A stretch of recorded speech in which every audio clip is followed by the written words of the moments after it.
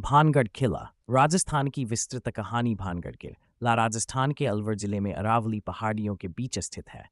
इसे भारत के सबसे प्रेतवादित स्थानों में से एक माना जाता है।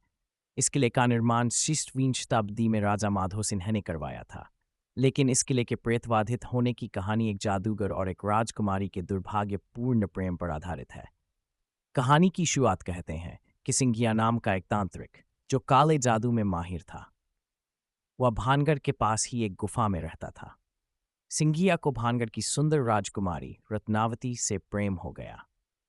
रत्नावती न केवल सुंदर थी, बल्कि अपनी बुद्धिमानी के लिए भी जानी जाती थी। कई राजकुमार उससे विवाह करना चाहते थे। तांत्रिक का जादू। एक दिन राजकुमारी रत्नावती अपनी दासियों के साथ बाजार में इत्र खरीदने गई। तांत्रिक सिंघिया ने मौका देखकर उस इत्र की शीशी पर काला जादू कर दिया, जिससे राजकुमारी उस पर मोहित हो जाए और उससे प्रेम करने लगे।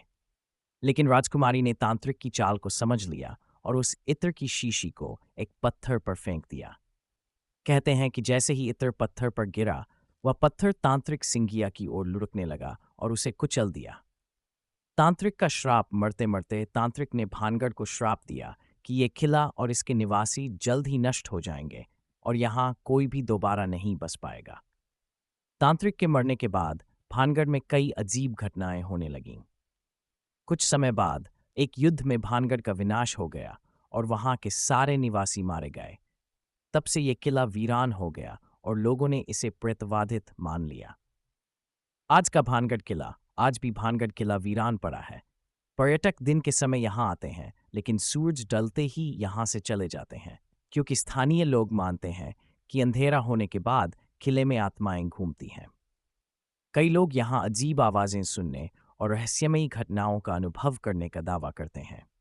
भारतीय पुरातत्व सर्वेक्षण ने यहाँ एक चेतावनी बोर्ड भी लगाया है, जिसमें सूर्यास्त के बाद किले में प्रवेश निषेध बताया गया है। ये चेतावनी भी इस किले की प्रेतवादित कहानियों को और अधिक विश्वसनीय बनाती है। भानगढ़ किला एक रहस्यमय और रोमांचक स्थान है, जहाँ इतिहास और हॉरर का अनोखा मिश्रण देखने को मिलता है।